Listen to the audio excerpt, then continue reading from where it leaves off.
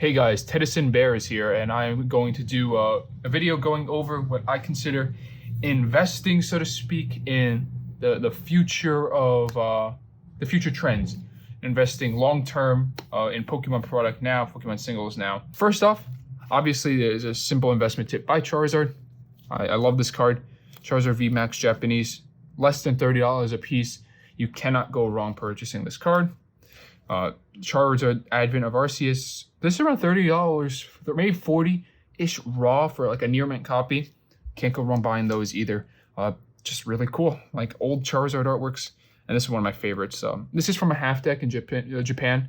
It comes with the level X, but just Charizard Cyrus. And it's kind of like those things where I realize now when I talk about like this type of stuff, this Diamond and Pearl stuff, especially with Galactic, with the trainers, it's almost like comic book speculation, which I don't really like comic book speculation, but you kind of, it's like that same vein. Like if Cyrus appears in the game, which he obviously will, maybe more people will be motivated to pick up Cyrus cards. Because to be fair, Cyrus is one of the most popular team leaders from any of the games, besides maybe like Giovanni.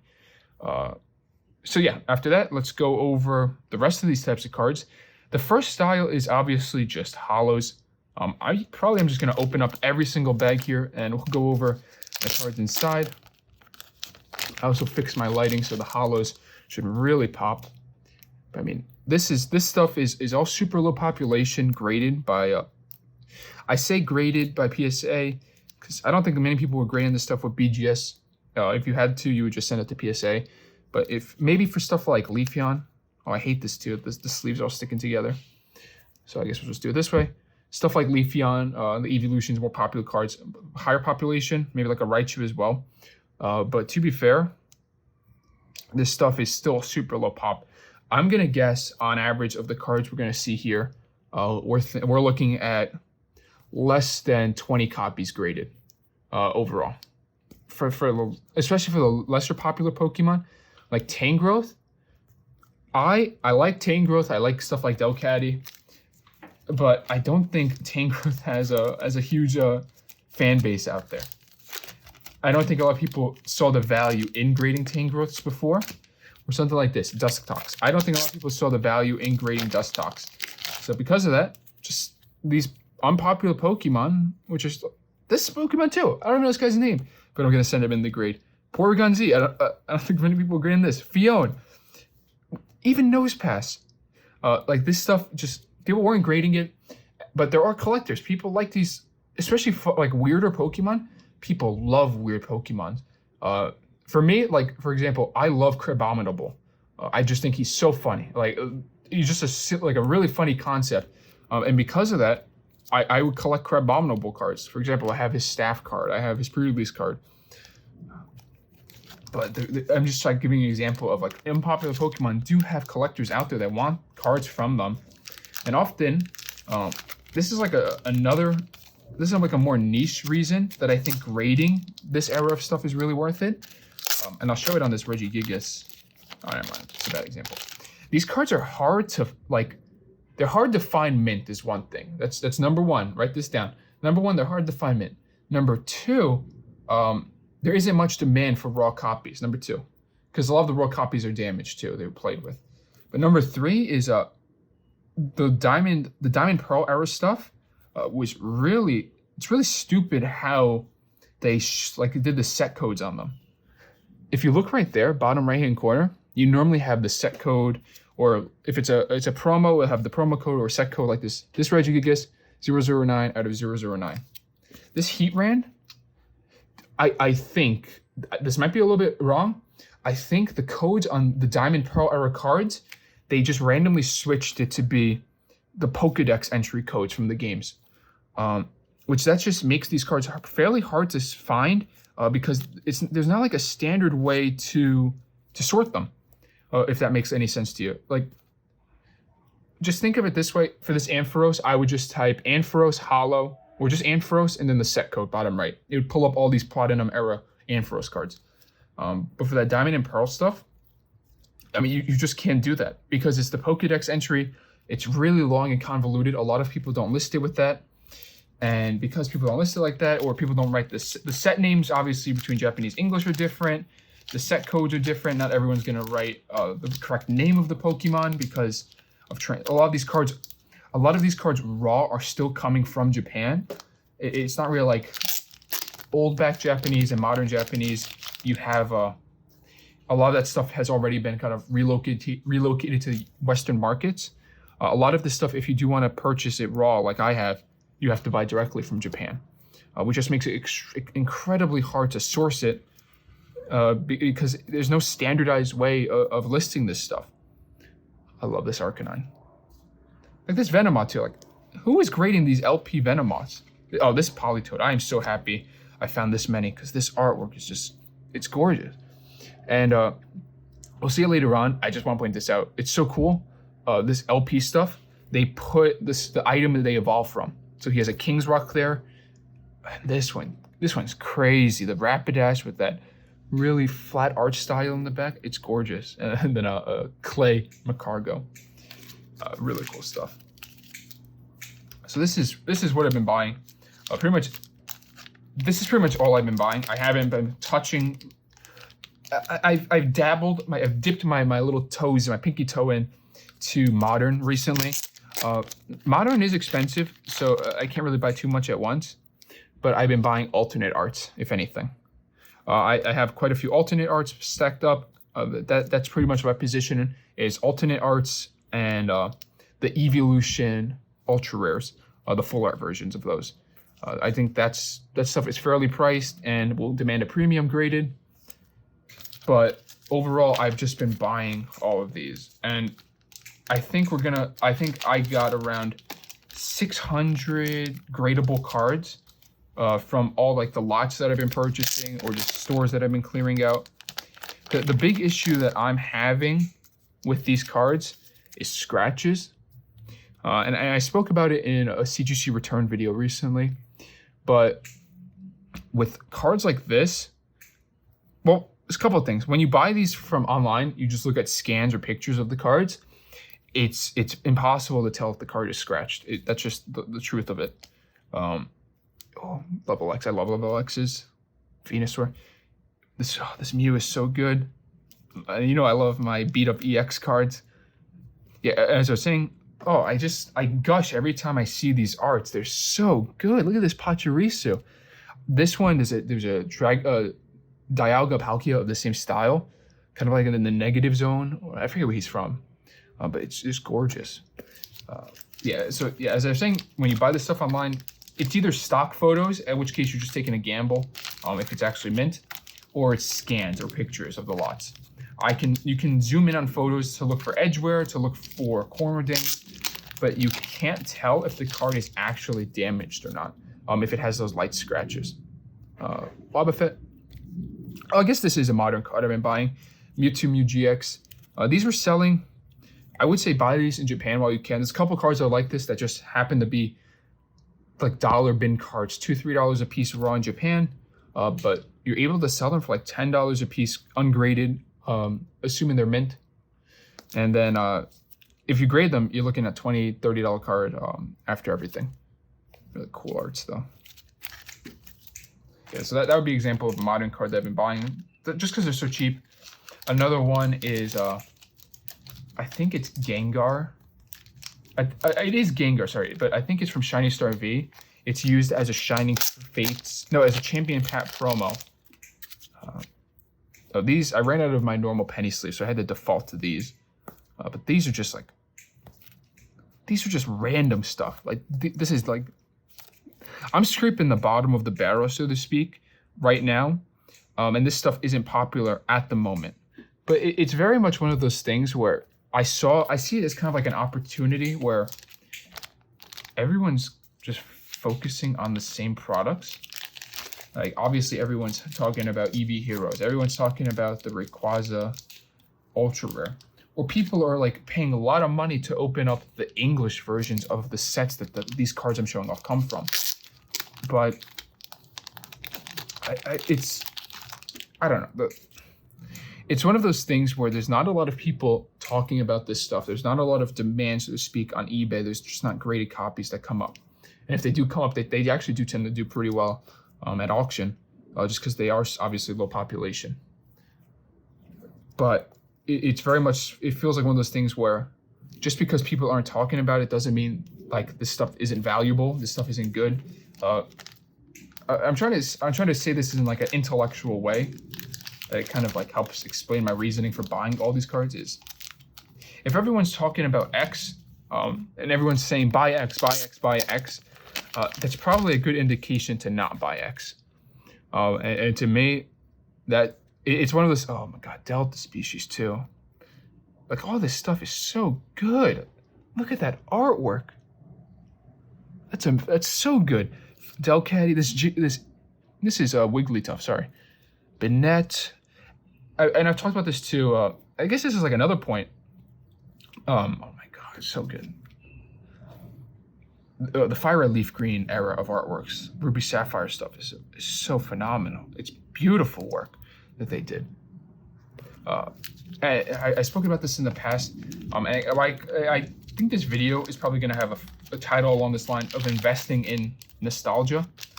And a big part of that is, I've said it, this is the stuff that I'm nostalgic for.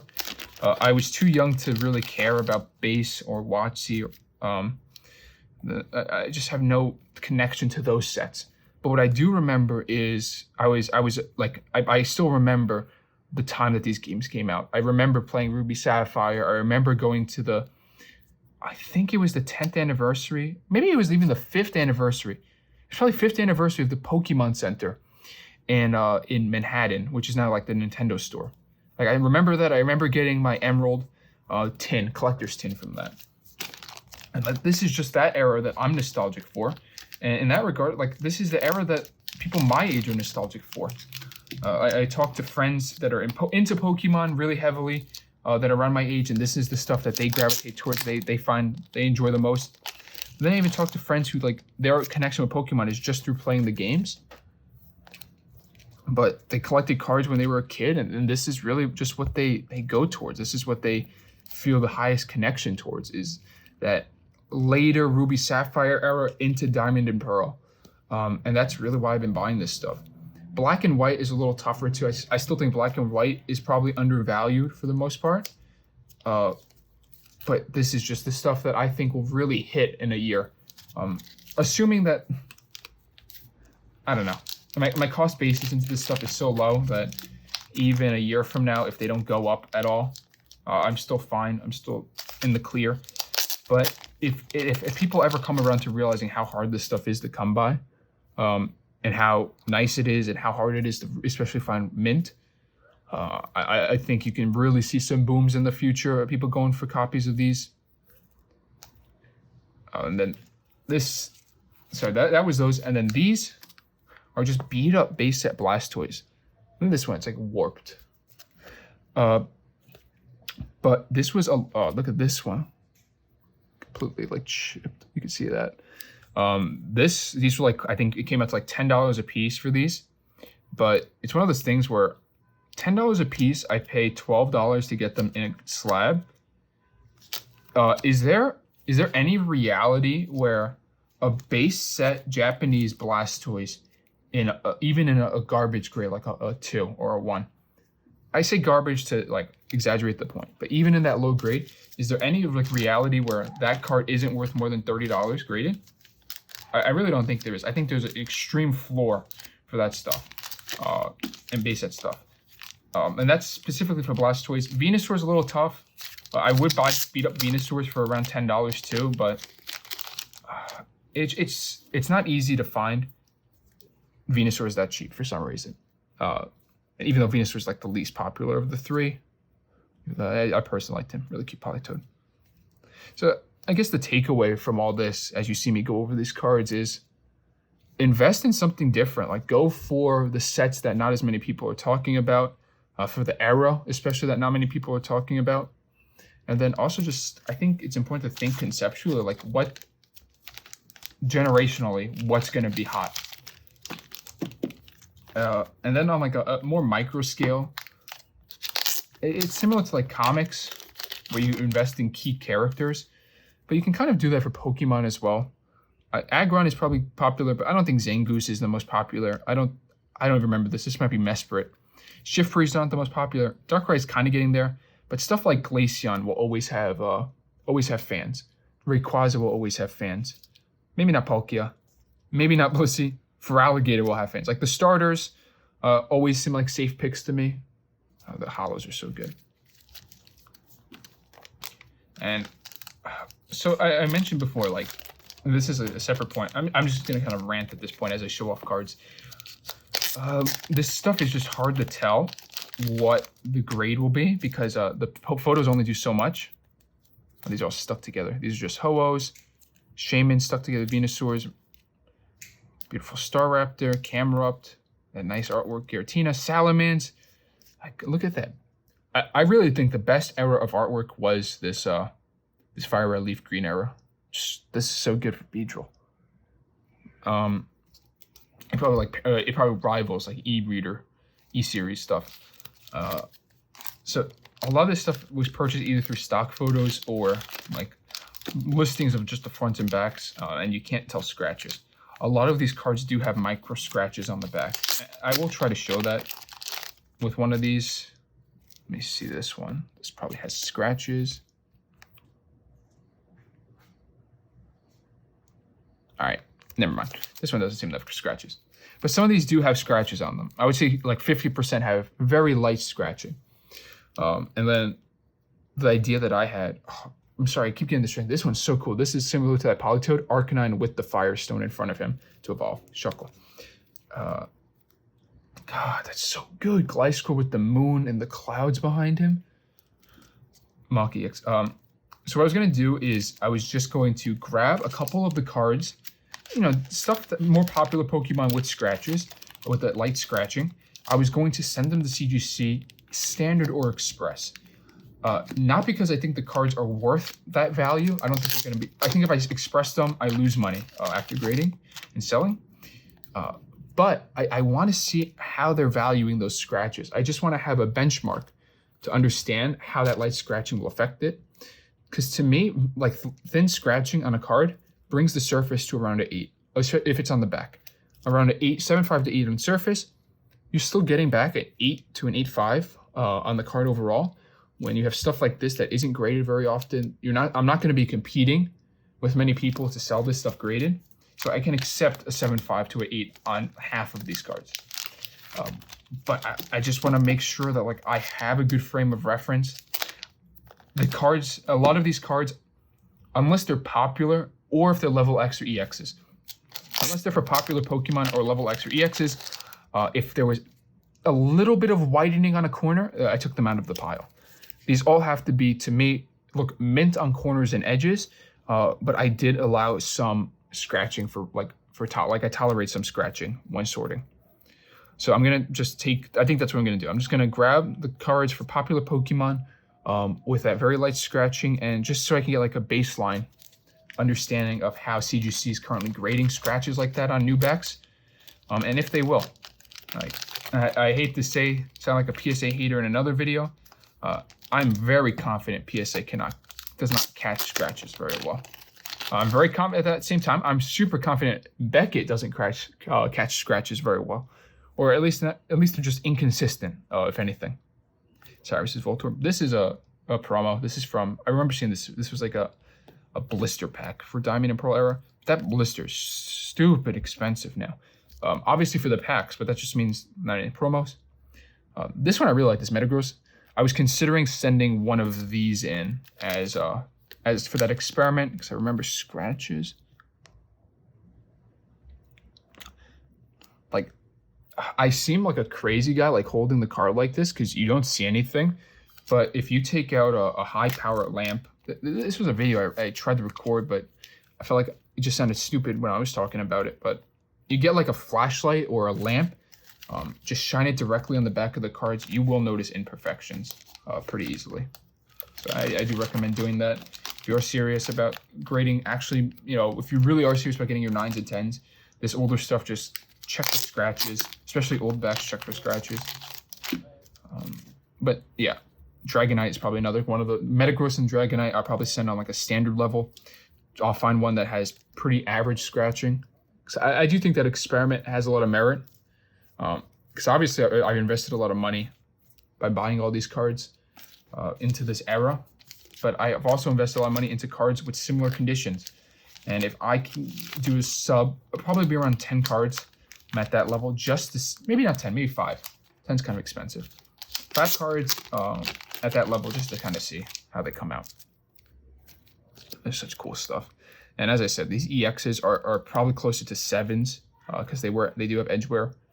But it just, you can't go wrong grading EX cards. Boba Fett. I have so many of this Boba Fett, but he's so funny looking. Shrinks. And if you're wondering why I team bag all this stuff, I get them in from Japan in like large shipments. I break them. I take them all out of their old sleeves. If you've ever bought from like a Japanese store before, they're crazy with their packaging. Every single card is individually sleeved with a barcode price sticker, and then the name of the card written on it. So it's just, you have to get rid of that, put it in a fresh sleeve, and it lets me inspect the cards too, in between, like the sleeve transfer. And then, I inspect them, and then I build these 25 card piles. So each one of these team bags is 25 cards. And then if you've seen any of my CGC like submission videos over the past past 2 months, I've been taking those 25 card bags, and then submitting the cards directly in these team bags. Just writing, I take a post-it note and then I write from what line on the submission form to what, like the first card in the submission form to the last card in the submission form that's in that bag, which just makes it a lot easier because China shipping from purchasing plastic stuff from China, manufactured products from China is still tough. Oh, they all stick together because it's static. Just that cheap plastic, I guess. Rotom. So card savers are still really expensive and in demand. So if I can cut back on that and CGC allows it, I'm just gonna not use card savers. And to my knowledge, this is how Ludkins did it, and Ludkins kind of confirmed that the other companies do that. Is once they get your cards, they just throw out the card savers anyway, or they use them for other projects. So like, there's no reason to just keep giving them the cards because they're not going to use the card savers. They're just going to take them from you. But yeah, this was the video. A lot of cards went over this video, so I do hope you enjoyed it, and maybe learned something or saw something that you really like. And you'll see these again in a submission video. But thanks for watching. This stuff isn't going to be for sale for at least a year, probably. But if there's anything else, if you want to support me at all, or make sure to like and subscribe, obviously. But also, right here on the top of the screen, aislecollectibles.com should be up. Click that link, and don't forget to have a nice one.